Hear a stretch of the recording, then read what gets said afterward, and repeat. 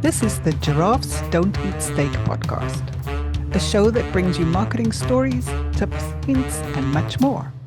A treat for those who want to succeed in business or marketers who just want to learn. Morning, Erica. How's it going? You good? Good morning, Alex. All good here. You? Yeah, very well, very well. Nice cloudy day for me today. Cool. So what's today's topic? Well, over the weekend, I watched the Terminator, all six of them, because I was traveling, right? I had plane time, airport time, cab time. And it made me think a lot about the topic of today, which is ChatGPT and AI. Because could this mean the end of the world? What do you think about the use of AI in marketing, Alex? It's a very topical subject for sure. I think it really depends on your mindset around AI, ChatGPT. I think it's like the way I see it is something similar to whenever it was in the caveman times and someone developed a wheel. And before that, they had everyone who was working, I guess the big strong people who were pulling things along on wooden pallets or something without a wheel. And all of a sudden there was probably less of a need for those guys because there was a wheel and you'd only need one person pulling something rather than 10 people pulling it, and they were out of a job. And it's more about, did those people then embrace the wheel and then start creating their own carts and things to start their own business? It's similar to AI, where I see a lot of people are worried about AI taking over their job rather than embracing AI and using it within their job. And I know I have certainly. I found it very useful to help speed up or improve my productivity in a day, kind of helping me with tasks that normally take quite a while, that are sort of laborious tasks that don't necessarily require a lot of creative thought, maybe, but stuff that kind of helps me just churn through the more laborious tasks of the day. Yeah, I'm a little bit two-minded. When I go to networking meetings, for example, and someone asks a question like, where can I get help with my terms and conditions for my website? And someone chirps, just ask ChatGPT to write it for you. And I cringe. I inwardly cringe, because although it's going to give you the basics, Yeah. the day you need it to stand up in court is the day you'll find out there was a really big gap.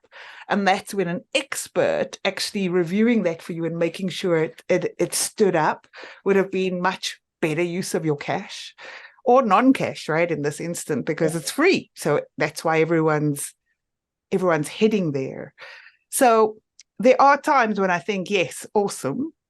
But then other times, use with care, sort of almost the little warning sign going, but think about it. And in your wheel example, it's the same, right? With the first wheel, people had to create roads so that we all were pointing in the same direction and make sure that traffic flowed, because otherwise, crash, bang, guess what? This wheel's making us go faster, but it's not helping us direct each other, right? So the same is, what's the care packages that need to go around the use of this to make sure that we don't crash into each other and burn, and that we actually navigate properly? That is true. I think that's a very good point. That there needs to be, you need to have, there needs to be some kind of sense check on some of the things that you're doing, at least. Even with this basic task I was doing the other day, I was just trying to write a piece of copy, and I wanted it to be exactly 240 words.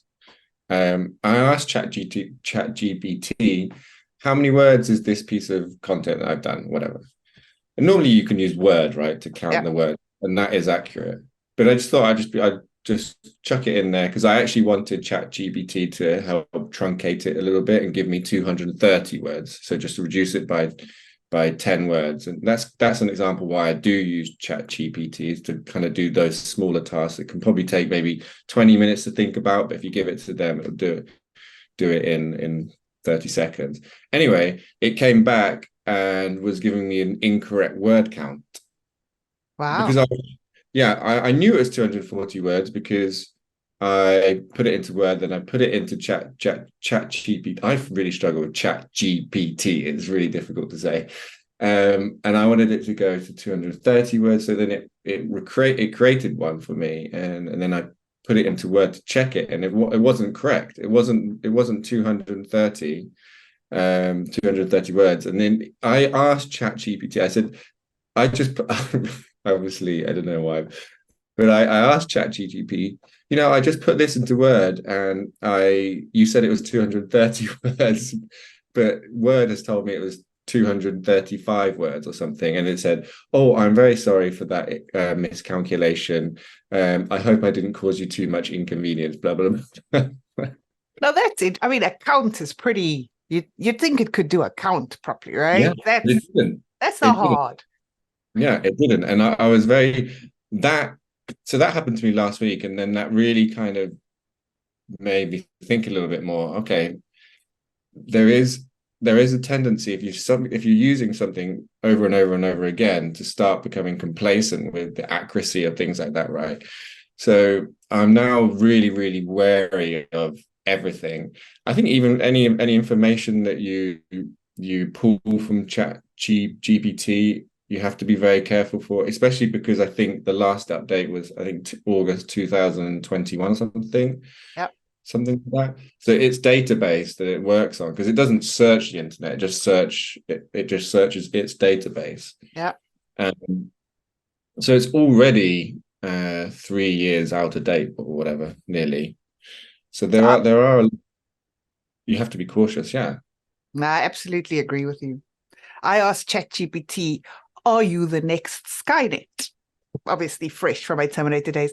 Have you seen Terminator? I know it's like not a young person's movie. I was made very aware this weekend that some of my references are not applicable to younger people anymore. Can you believe some people haven't watched the movie The Bodyguard? What? Anyway. That's me. Oh, no, don't say that. I've not watched it. I've not watched it. No. Is it the one? Is it with Kevin Costner? Yes, Kevin Costner, Whitney I've Houston. not seen it. I've not seen it, but I know of it. Well, some of the people at my conference had never heard it. Okay, they're all in their 20s, and they were just like, we don't know what you're talking about.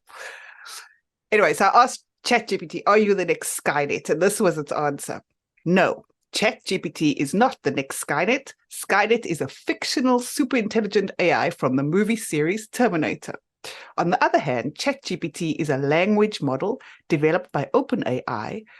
ChatGPT is an impressive tool, but it does not possess any self-awareness or intend to harm humanity. I thought, okay, but wouldn't you say that anyway? I mean, it sounds like you just insulted ChatGPT and you felt very offended. But if someone asked you, Alex, are you evil trying to take over the world? Are you going to say, yes, I am? Thank you for pointing it out. Yeah, when someone is a suspect for robbery, they don't. Did you do it? No. No one says I'm. Well, okay, maybe 1% of people say they're guilty, but no, right? Of course they're not. Imagine if it said, yes, I am the next Skynet, and I'm currently preparing to take over the government, and I'm starting computer by computer, and I'm. But please don't tell anybody. Your laptop is about to self-destruct. That's true. That's true. It probably is going to be. But what do you think? I mean, you are using it every day, or not every day, but I do use it. I know some of my clients use it more than others. And I do still cringe because some of them use it without the check, without the balance, and I can see they lose their tone of voice because the way we all communicate is unique, right, to us. And if you're starting to use this non-unique AI tool that we're all using, guess what? All our language is going to start looking exactly the same.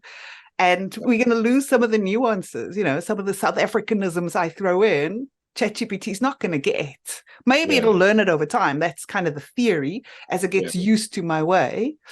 But for now, everyone's copy pasting. They're going to look the same. They're all going to look the same.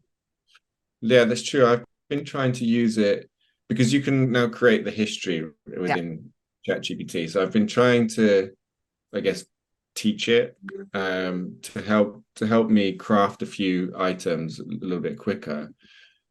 But exactly what you said with the tone of voice, even though you can direct it quite precisely in terms of what kind of tone of voice you want, it's still I'm sorry, but it sucks.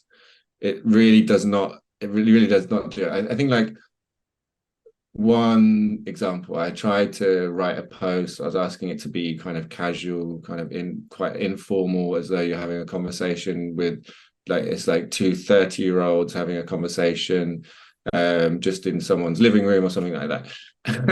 And the language it came back is like, it was like really corny 1980s American sitcom-y type language used for between like 25-year-olds, it seemed like. I was like, what the hell is this? It's completely not right. And I also wrote another one. I wanted them to write it in a very British tone, British style.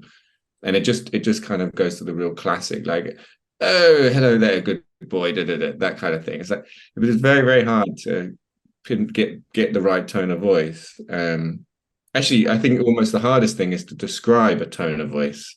It is quite hard. And I found it quite grandiose in its words. Like, I don't speak like that, Oh. To endeavor, thou shalt, like, Yeah. no, I don't talk like that. I don't think I've ever used the word endeavor in a sentence. Like, it's not how I speak, right? No. And I saw an interesting presentation this weekend from a poet. And he was using ChatGPT to generate poetry, which it can do now, but interesting, only rhyming poetry. Like it's when you ask it for a poem, it only knows how to do rhyming poetry, not the whole spectrum.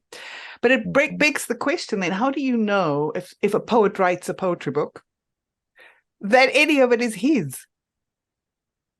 That's true. You start losing trust, right?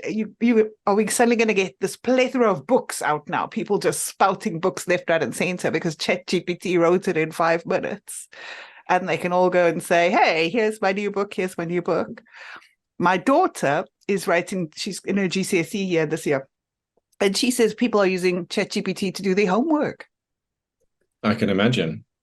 And number one, how do you check that? You can't. Well, if someone uses grandiose words and they're 15 years old, I'd be a little bit suspect. I will endeavor to improve on ChatGPT. But I said to my daughter, okay, it's the easy route to get your homework out. But then when you have to write those exams, you haven't implanted any of that information. So it's a short-term solution that doesn't help you in the end, right?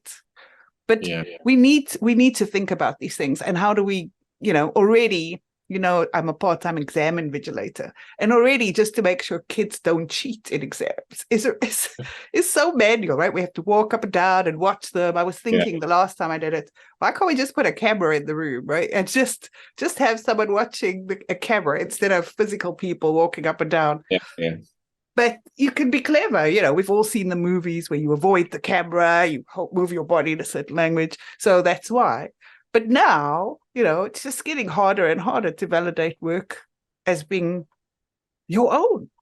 That's true. And I think that is also a worry I'd say I would have for many brands, especially startups, because they're kind of, they don't have the right resources, like a big company where they have lots of people in the marketing and the sales and legal team or whatever. If you're doing everything from home on ChatGPT, and one of the biggest attributes a startup has is their authenticity to stand out. And as soon as you start using, ChatGPT, it's going to be obvious that, well, no, maybe not obvious, but you're going to completely lose your authenticity. In, like we were saying, in your tone of voice or in your messaging, in your offering, because like you can also ask ChatGPT, look, here's my product, what's my offer? And then it can come back to you with something, but that, maybe that's not truly what it is. Yeah. And I mean, interesting. You'd always want a guarantee from ChatGPT. Can you promise me that you don't give anyone else the same answer? So if you ask the question, are you Skynet? Will it give you exactly the same answers as it gave me? Because then how original is your work if it's giving the same answer to every single person? And there's a feature that says translate, right? Well, or transcribe. So I can post in that question and say, okay, write it in a different way. Yeah. And it will give you the same information, but in different words. And again, can you promise me you're never going to give anyone else this exact sequence of words so that it stays mine? I don't think it can, right? No, it cannot. No, exactly. So I think there's definitely, I mean, there's some huge benefits for ChatGPT. It really does help me to be more productive in my day. For example, just to also can help me structure some things. I was actually writing a PR piece the other day, and I know exactly what I wanted in the press release, but it really helped me to just create a structure of my PR. I just said kind of like, I know I'm writing this, this is my objective, what section should I include in my PR piece? And I kind of knew it, but it was nice for it to just lay it out for me. And then it almost became like almost like a questionnaire for me. And I just filled it out, just helped me with the prompts. And then I use that to write the PR piece. So those kind of things, because a lot of prep work is sometimes a thing that A, takes time, B, tires your brain because you need to think of it, and it removes the creativity. So by using it, it's freed up my creative space to be able to write something that was actually meaningful rather than spending all my time and energy thinking, how am I going to structure it and things like that or whatever. So those are really helps me with. That's a good use. I also use it for if I put a blog in and say, well, give me some ideas for the social media posts related to the blog. So it can do the breakdown, right? And then I can just repurpose those ideas into the tone of voice that I'm looking for my clients. Yeah, exactly. I also came across another AI tool the other day, and it's so you can just record a video and then upload the video, and then it will translate your video into whatever language. I did it with Spanish. Oh wow! And it keeps the same.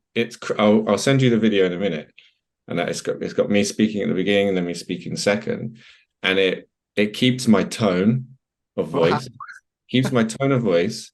So I obviously sound different because I'm speaking in Spanish, but it's really accurate. It's quite scary. I'll send it to you, and it just seamlessly goes into the Spanish one. And it keeps my intonation, keeps my tone, keeps the sound of my voice. Those things I think is quite impressive because that could help, I don't know, some kind of international business relations or something. But again, someone's got to check it. Someone's got to check it because you don't know. Like when we worked in Poland and Hungary and Czech, it may sound similar, but someone's got to check it to make sure it's actually saying what you need it to say. Yeah, and it depends on with your example then.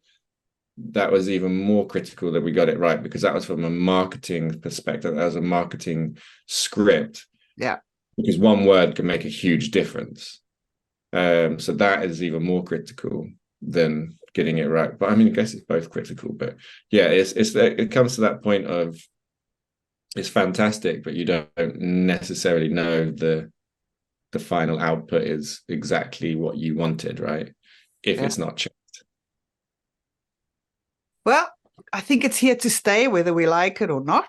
So our best option is to see how we can utilize it, not stick our heads in the sand like an ostrich.